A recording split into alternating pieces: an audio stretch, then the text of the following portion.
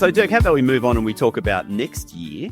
What do you see in the pipeline for next year in terms of a prediction? Obviously, the election is going to be a key kind of landing point for next year. You can't predict who's going to win the election, but I do think that there's going to be two halves. There's going to be pre-election and there's going to be post-election. And I think pre-election both governments are going to be going hard on mantra around migration. They're going to be going hard on, particularly, I guess, immigration's impact on cost of living. And I think we're going to see some ugly stuff. We'll see what happens.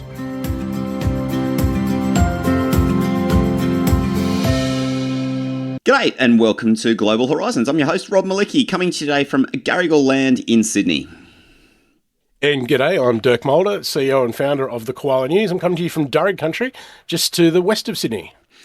And Dirk, people listening along or tuning in on video, for the final time in 2026, they will have heard our predictions for 2025 as we made them. That's time out.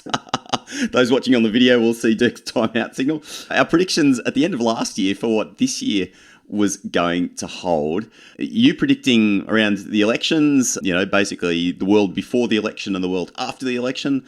I was sort of saying, oh yeah, maybe life just kind of goes back to normal somewhat. How do you think we did? It's always hard to look back because hindsight's such a beautiful thing, right? So easy, isn't it? But I don't think we're too far off, really. I mean, probably the big one. I mean, if we think about in the month, and I'll say the months leading up to the last election, the Libs seem to have quite a bit of traction. And I think the average pundit would say that the election was much more of a blowout to Labor than what probably most people thought. So it's really interesting. And then if you look at the politics of it all, I mean, the Liberal Party is just in no man's land at the moment. So yeah. I wouldn't have predicted that. That's for sure. But yeah, it's been a fascinating ride. I think, as per the Stinger, migration still continues to play a large role in the national discourse. We've seen just in the last few weeks, obviously the Liberal Party making sounds about how they will continue to make migration an issue. And, as we've seen with the passage of the ESOS Act in the last few weeks, the Labor Party seems to want to maintain, I guess, focus on this area as well. So I think by and large we did pretty well in a very complex and unpredictable environment. Yeah, I think you got really close to the mark, to be honest. I'm a little bit, I don't know how I feel about what I was saying, things kind of going back to normal, because in some ways I feel like things have, not for the entire sector, but for parts of the sector, life has kind of gone back to this sort of new normal, if we can phrase it that way. In some ways, things have settled down. And, some institutions not even necessarily hitting their caps. So for them, it is just kind of play on, even if the board game has changed. Yeah, well, I think that's a really accurate description. The board game definitely has changed. And depending on where you sit in the spectrum of international education, it really depends on, I think, how you're feeling. I think if you're in a public university or a public higher education offer, you'd be fairly comfortable at the moment. As you said, some didn't hit their allocations. With the announcement of more further carve-outs to those allocations, increased allocations for next year, you've got some universities that have got quite a large growth loophole or quite a large growth agenda still to occur. So in that public space, I think you're absolutely right. Some things have gone back to normal, all being that the board game's changed a bit. I think, if you're in the ELICOS sector, your back's right up against the wall at the moment. The high visa fee continues to be an issue, and it doesn't seem to be getting much traction with the government, which is unfortunate. And it's disappointing, and again, it's some of these things where you hear that they need to be cost neutral, and then you see the government, wipe off billions of dollars off the budget with one announcement, and you just think that's just crazy. So for the sake of the ELICOS sector, and it's often referred to as the canary in the coal mine, there needs to be some relief there next year. There really has to be, or we're going to see a lot of college closures, I think. Yeah, something definitely has to give in that space. That's absolute. And actually, just thinking more broadly about higher education, it's been a bumpy year in some regards. I'm just thinking about like the kind of dramas that we've seen at UTS, the way that their cuts to degree programs and some staffing really just looked like bloodshed in the media, in the mass media. Obviously, what happened down at the ANU with Genevieve Bell and Julie Bishop, that was somewhat ugly. And a couple of institutions, I won't name them, but definitely what I've heard through the grapevine, like there are some turbulent times out there in some of the institutions. Things not going so well, whether it's because of leadership issues or just general structural problems inside institutions. Yeah, just thinking even for the unis, things aren't necessarily straightforward. No, mate, 100%. I mean, you throw in there Western Sydney, who are going through a restructure at the moment. I'd even say, and I know that generally this has been a relatively good news story, but the merger between UniSA and University of Adelaide, I think, it's been managed pretty much as well as what one could probably be expected. There's certainly starting to become rumblings from inside about how this is all going to run early next year. But we're now starting to see, for the first time, I think, some staff fallouts as well from people not getting jobs, and I think that's going to be a continued trend over the next 12 months as well. How that settles, and I think there's any merger of this size is always going to be difficult, but I think it's going to be an interesting watch over the next 12 to 24 months as to how that goes. Obviously, there were guarantees about no job losses over a certain period, but the inevitability of it is when you bring two institutions together, you don't need two directors of international, you don't need two directors of research, you don't need all of those things. So there will be over the next 12 to 24 months some pretty big news, I think, coming out of Adelaide and South Australia. Yeah, a bit of a shakeout going on there for sure. That just made me think about over west, Edith Cowan, almost by the time this is publishing, must be getting the keys to their brand new campus in the Perth CBD. I was there about a month ago, and they're just putting the final touches. Wasn't allowed into the building. I tried as hard as I could to. You didn't get the golden ticket? Oh, mate, I tried so hard to wrangle an early entry, an early swipe card into the building, but could not do so.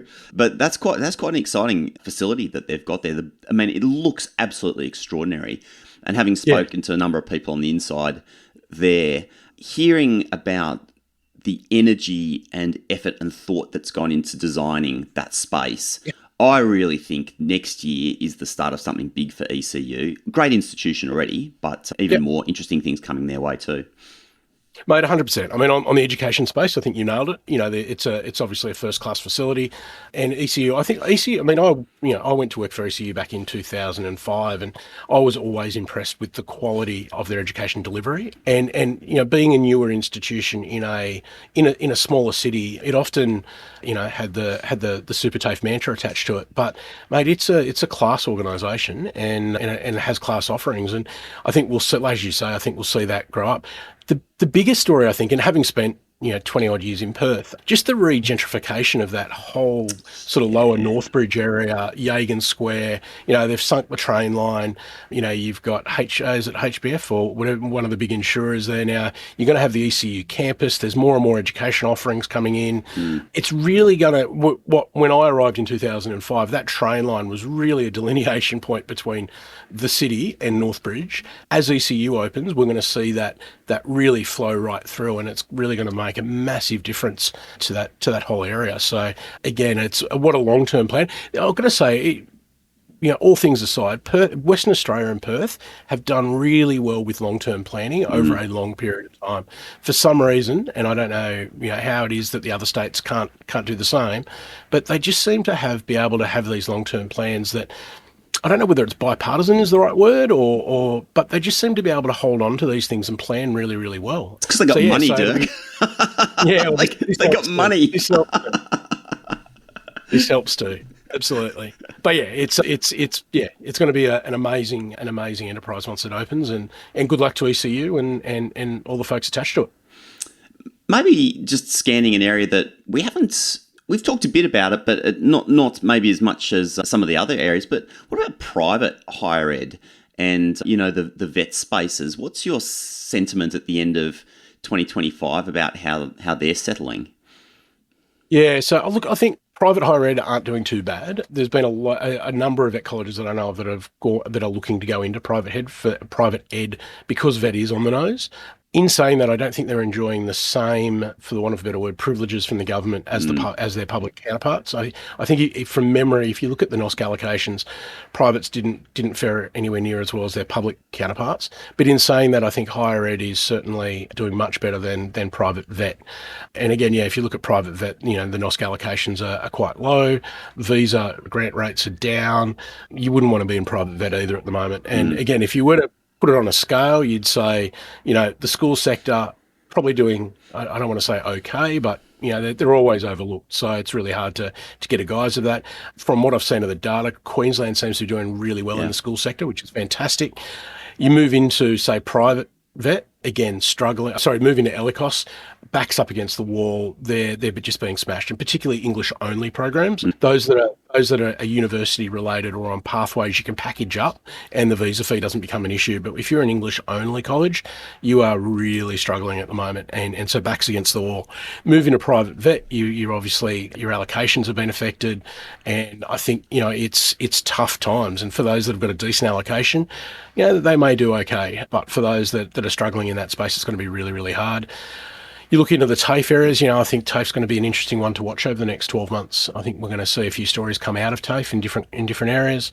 And then moving into higher ed, as we've discussed, private higher ed doing okay, but the public for higher ed's probably the shining light of the golden child at the moment.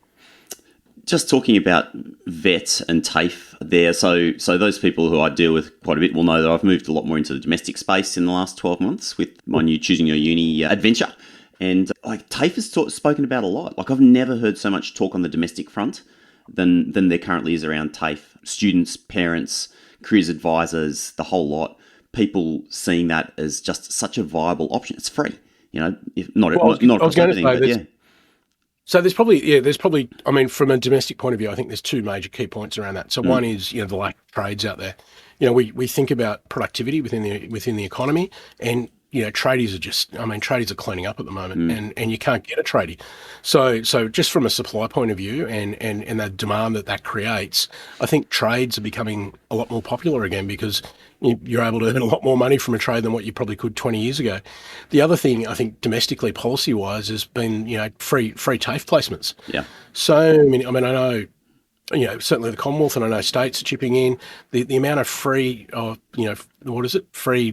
TAFE-free places or fully subsidised places in TAFE at the moment is off the charts. It's amazing. So there's probably both a push and a pull factor there that's leaning people towards saying, TAFE's not a bad option at the moment.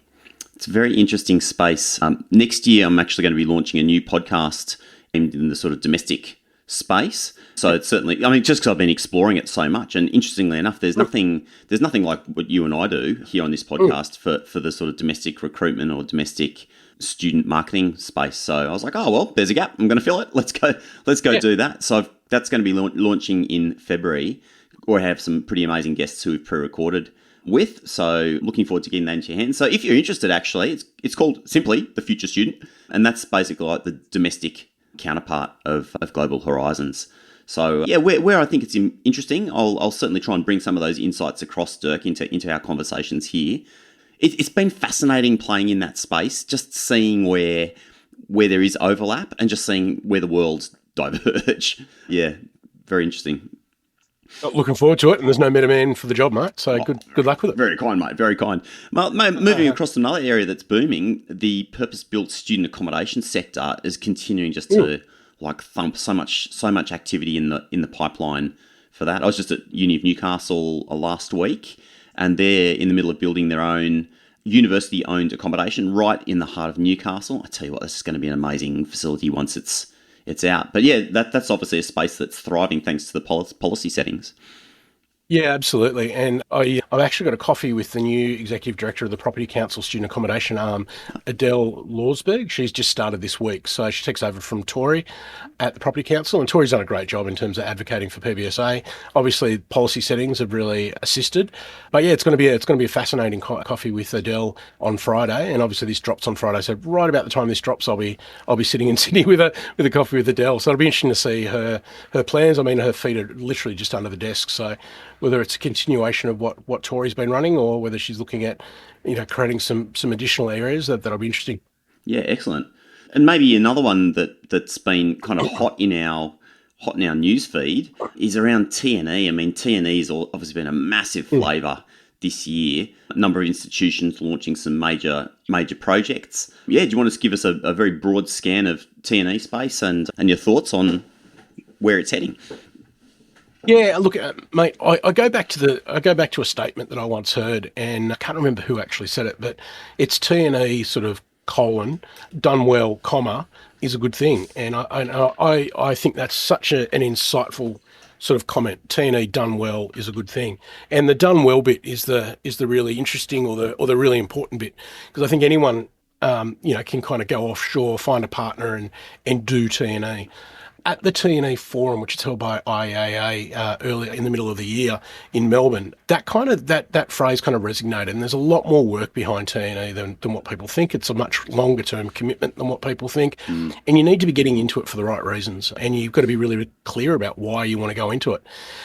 There is a view out there that the run towards TNE is a potential risk for the reputation of Australian higher education. Obviously, Texas is looking at playing in this space a lot more. So it'll be fascinating to see.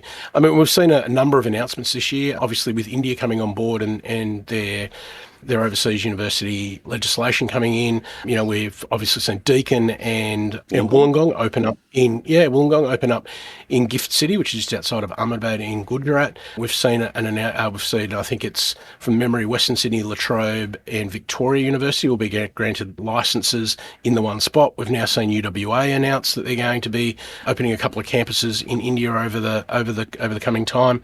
So India is certainly a hotspot for it. But we've also seen Indonesia. We've seen the announcement of Monash University in Malaysia. $1 billion investment. Yeah. $1 billion investment. We've seen the announcement of Swinburne in Qatar. So there's a lot of places that are looking at TNE at the moment, and I certainly hope that they're all committed and they're all in it for the long haul and they all do really well. You know, we've seen, places like RMIT in Vietnam, just how long the tail is to embed and be able to make a solid proposition out of it. So, yeah, I mean, again, TNE done well is a really good thing. Certainly the government's spruiking TNE, as an accompaniment, can I put it that way, to onshore recruitment. And, having Australian universities offshore is going to be a different thing to what we're probably used to at the scale in which we're going to see over the next couple of years. And let's hope it all works well and we don't see any negative reputation damage out of it. Shall we have a look at what some of the biggest stories of the year have been? Obviously, it's been a year that's been full of policy developments and back and forth and waiting and this and that. So I guess it's no surprise that policy has sort of landed fairly high up the list with a number of the top stories of the year. Do you want to take us through, from your perspective, Koala News, obviously a definitive news source for Australian international ed. So, actually, mate, tell us about that. Let's just... The side door has opened, so I'd like to walk through it while it's there. Tell us about your year, mate. Like, how's it gone? This is the end of your second full year, third year? Yeah, that's right. Yeah, into the second full year. Brilliant. So talk us, mate. Yeah, look, it's been an amazing year. I kind of thought that you were going to ask a question like this, so I actually pulled up my analytics, and yeah, phenomenal. So I'm happy to divulge, if you want to put it that way. I ran a report for 1 January through to today, and yeah, the Koala's got 465,500 views, 281,700 active users, and the one that gets me is the event count. 1.4 million events on the website. So, when you say, how's the year been? It's clearly been a very busy year, and it's great to see that, as you say, there's a gap and you try and fill it. And it's great to see that the Koala's been picked up in this way, and that the user or, that folks are wanting to get their news from the Koala, which is just absolutely brilliant. Those are huge statistics, mate. Congratulations. That's massive. I mean, I think it just shows like what an important hole you identified and have successfully filled in such a short period of time. So hats off. Yeah, cheers, mate. I really appreciate it. And again, it's one of those things where, you don't know how big the snowball can grow until you kind of get into it. And as we've said all along the way, it's the good thing from my point of view, I guess, is it's 100% completely organic. It's Yeah.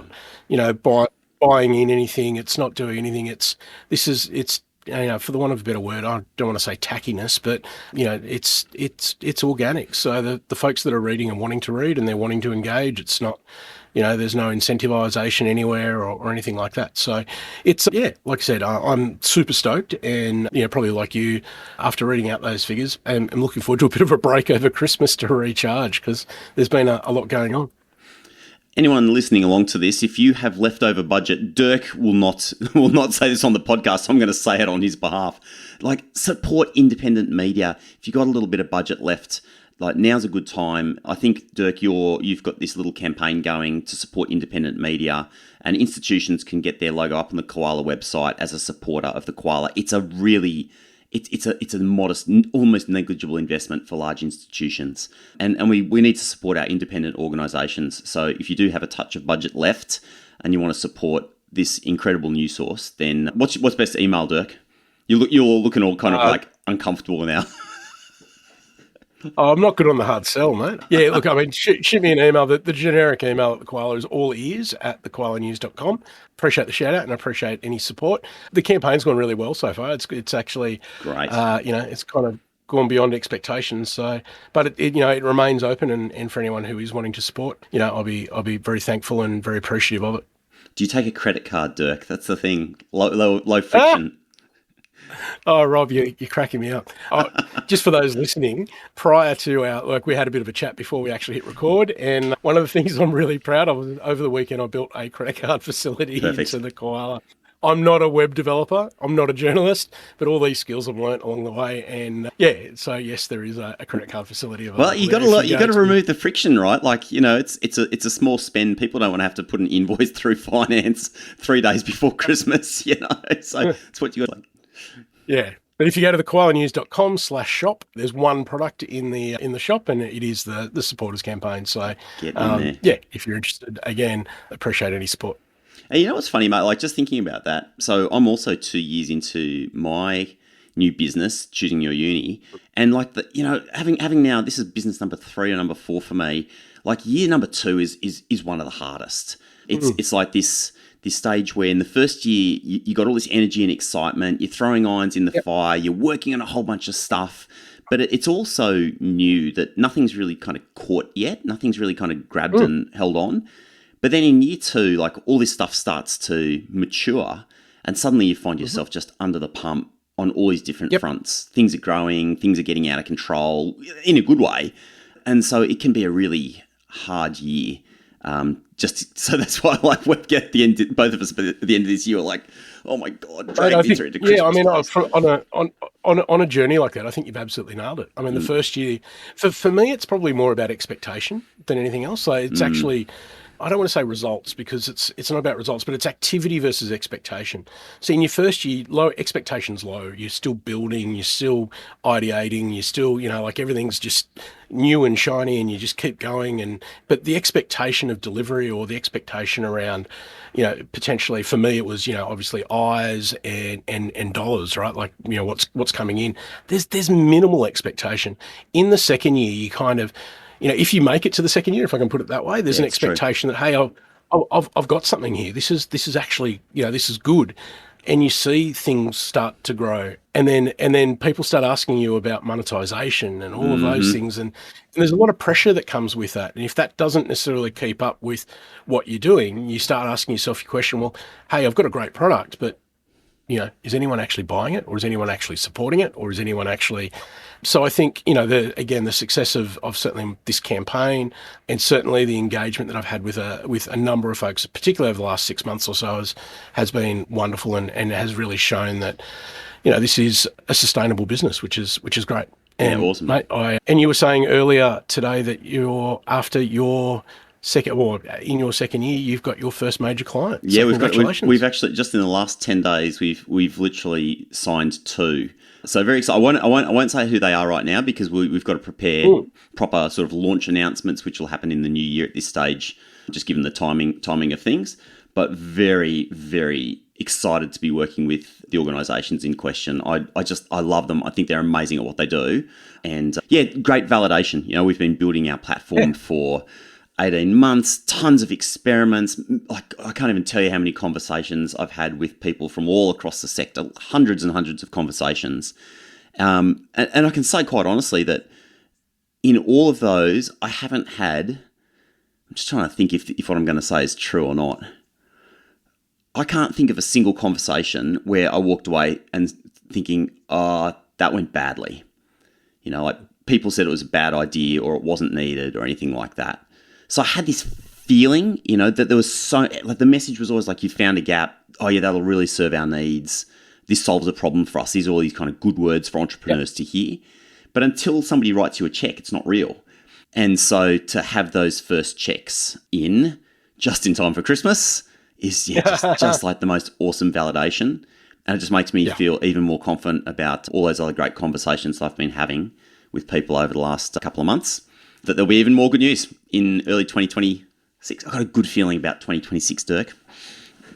That's good. Good feeling. Mate, I'm happy. And mate, it's great to see you succeed too. It's, for those listening, I've probably had a pretty bird's eye view of your journey over the last couple of years. And like you say, it's up and down and conversations. And, I think we said early on in the piece, being, I don't know, I guess maybe entrepreneur is the right word, but I don't necessarily like that word. Being a small player in a big field and starting something, every decision's yours, and that kind of the journey that you go on, one decision can take you in a very different direction, and sometimes you really lament those decisions, and I've seen that up close. So congrats to you, and let's hope that 2026 is where the snowball starts rolling a bit quicker and picks up some momentum. For both of us. Other stories. So sorry, I took us down a little side door there. So we're talking about like big policies. A big story for this year is really around policy. That sort of hit a lot of the major headlines for the koala. And look, shout out here to Tracy Harris, who you've been working really closely with over the last 12 months. You've stolen my thunder.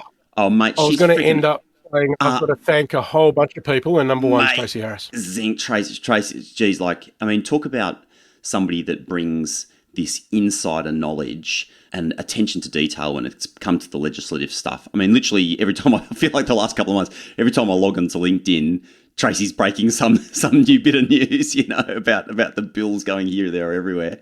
So what a team, mate! Like it's been really good to watch you guys. Mate, I've been so fortunate, and this year particularly, I think when we spoke at the beginning of the year, it was, what do you want to achieve? And I wanted to try and bring on a couple of more writers just from different perspectives. And like you say, Tracy has just been absolutely amazing. Tracy and I joke about the word amazing, but she is the amazing Tracy Harris. But beyond Tracy, Rob Lawrence has started contributing, and Rob's been a massive voice in the sector for a very, very long time. Andrew Norton's come on, and he writes a few pieces every now and then, and again that just validates everything. I go back to and I take my hat off to Trevor Goddard. Trevor was with me right from the start, and Trevor's now has a role with Federation University, but he still contributes. And Michael Barron has really stepped up and has written some amazing pieces over the year as well. So and I'm sure in saying that I've missed a whole bunch of people. There's Alan Olsen, and there's just, it's such a great complement of people that that are contributing, and the more contributors and the more diversity of voice lends itself to just a better outcome and a better thought process across the sector, I think. And so if somebody's interested in potentially writing for you, Dirk, what should they do? Because, I'm sure there are people listening to this, maybe people who are that kind of like mid-career position, and they, maybe they haven't yet sort of stepped into that space where they're really sharing their ideas and their thoughts, whether that's through conference sessions or writing or participating, in IEAA interest groups and the like. How do they get in touch with you if they're interested in maybe putting some thoughts to paper? Yeah, I mean, it's really simple. Just send me an email. All ears at thekoalanews.com. Happy to take it on board. I mean, there's not like an obstacle course with like lions and shit you need to climb over. it's very simple, and it's really funny because people have and do, and I've published a whole bunch of people. I generally start off as a guest contributor. If you're interested, what I've probably found over the last 2 years is some people are really eager and they say yes, I want to write for you and I'm keen.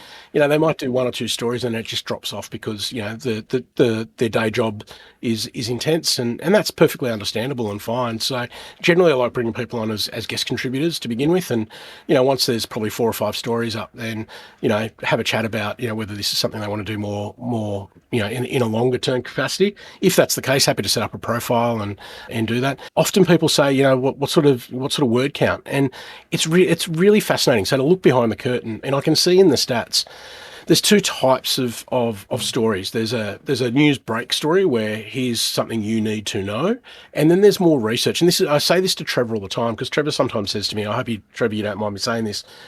Sometimes I just think I go into too much detail. I'm like, mate, people come back and reference it, and that's one of the things that I really wanted about the koala was it's not just short, sharp. Here's what you need to know, but here's why. And here's how it affects other things.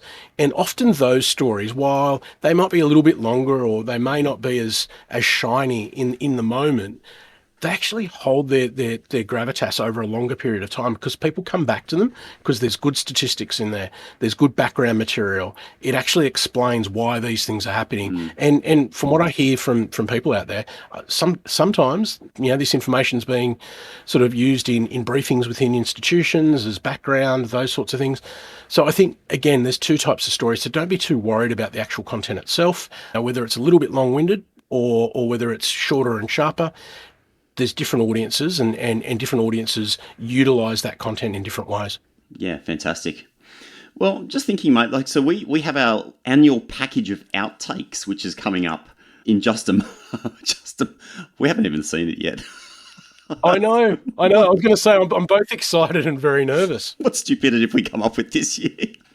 Yes. We will be seeing that in just a moment for the very first time. But maybe by way of getting us there, how about a prediction for 2026? We've talked a bit about our own stuff, about our organisations and where they're heading in the next 12 months. But what about as a sector? What's your thought? Mate, I think it's pretty much going to be more of the same. While the ESOS bill has gotten through, we're going to be looking early next year at national code changes. So we're going to be seeing more upheaval in Q1 I shouldn't say upheaval, but more change and challenge, I think, in Q1 of next year. From what I've heard from those in the know, there's going to be some fairly strong changes in the national code, some reflecting what's been in the ESOS changes, but also some things that government's looking at doing outside of legislation, but through the code. So watch this space on the national code. I think the first semester intake... Can I just pause there, mate? For anyone who doesn't know what the national code is, do you want to just give them the 20 seconds? Yeah, absolutely. So we have an ESOS framework, which obviously is based... The legislation is, the core of it all, and that sits within Parliament, and that's the legislative instrument. There's kind of for the want of a better word, this is the way that I explain it.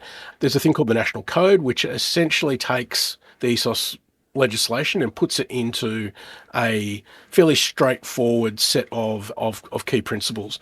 The way that I refer to that in a very informal way is it describes the roles and responsibilities of all the parties within international education, from institutions to students and to different players, and it spells out what occurs or what needs to be done, what's good practice, but what actually needs to occur.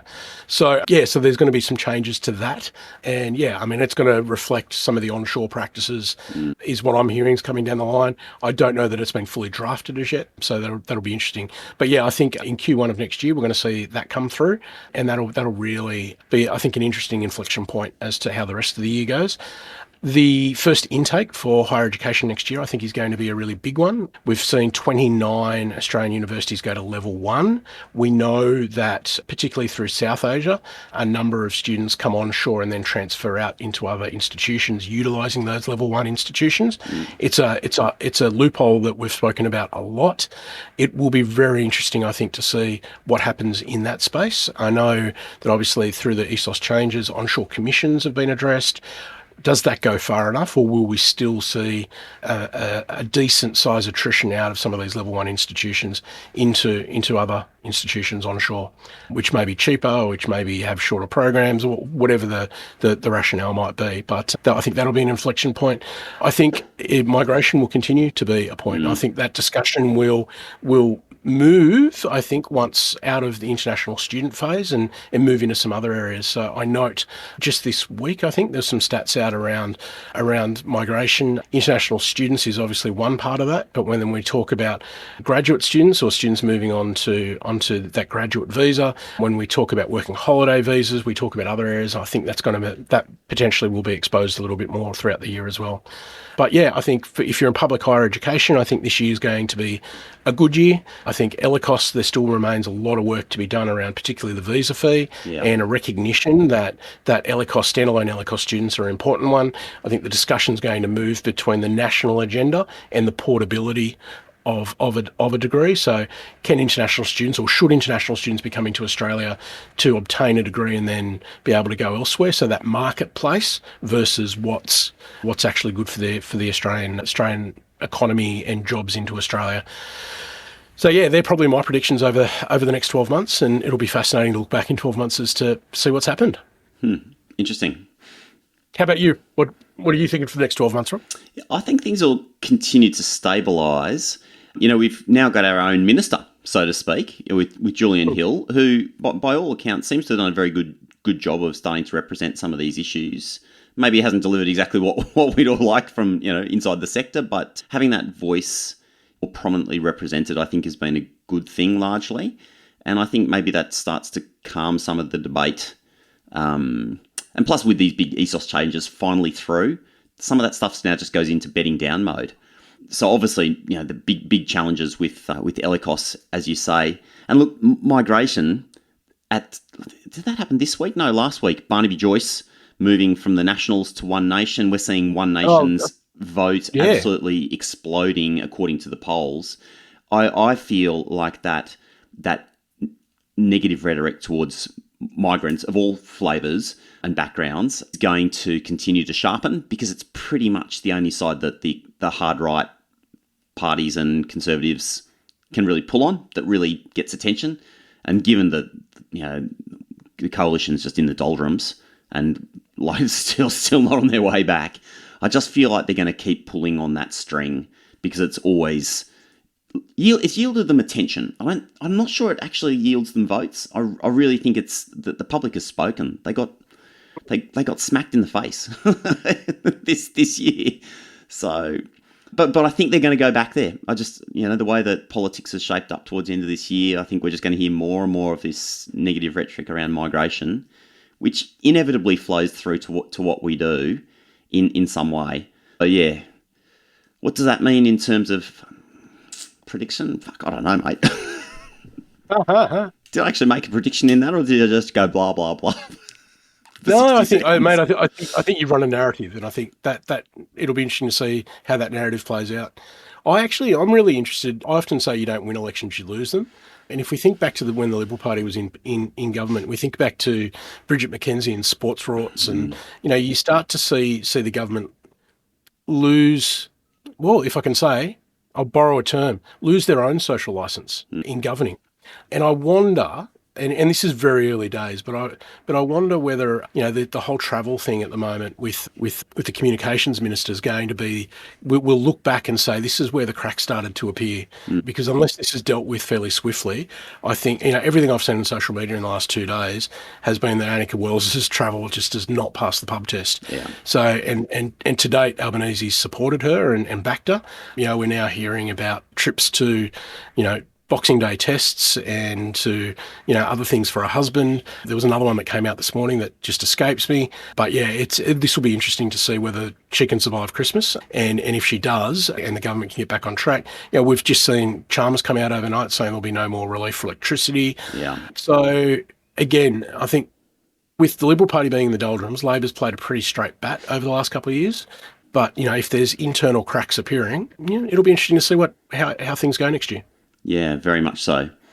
Mate, I'll make one more prediction. Once again, it's kind of sideways from specifically what we do in international ed, but very much part of higher education. In fact, I noted in the headlines you'd sent through, like the sort of top 10 headlines, it featured a number of times, and that's around AI and its role. Obviously, that's been a frothy topic over the last sort of 12 to 18 months.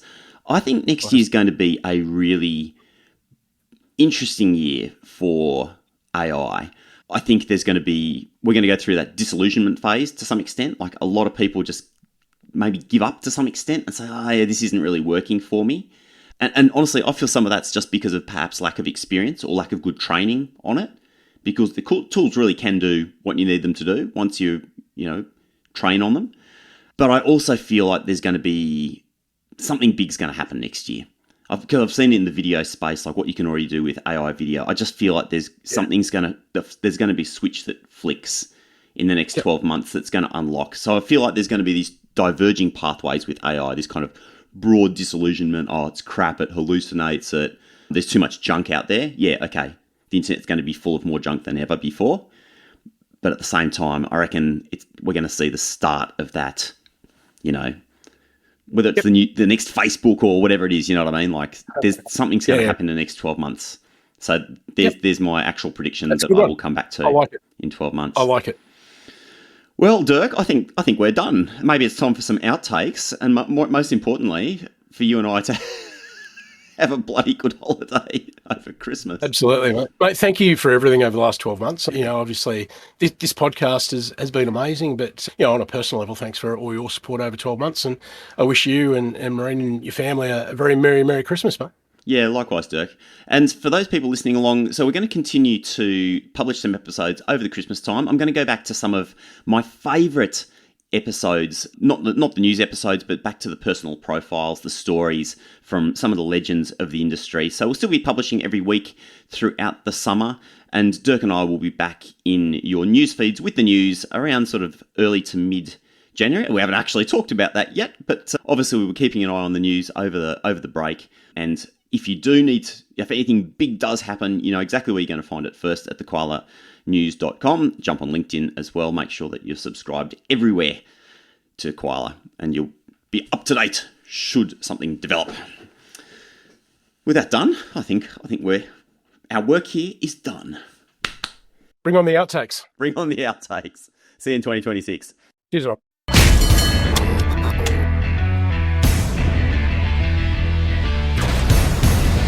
All right, Dirk, well, shall we bring in our guest? Let's do it, Rob. Over to you, bud.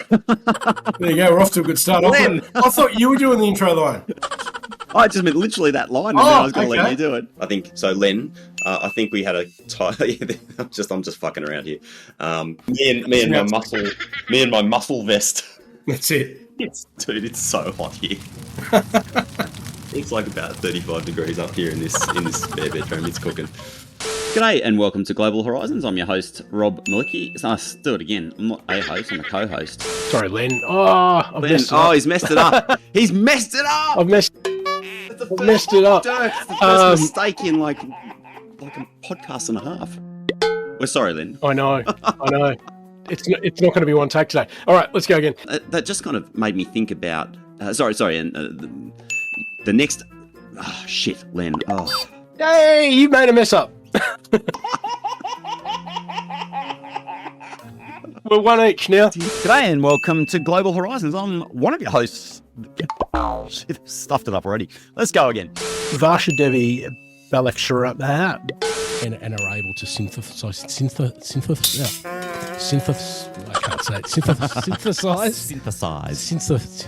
Yeah, there you go. There we go. Putting for the listener to be able to come back to that. Mm-hmm.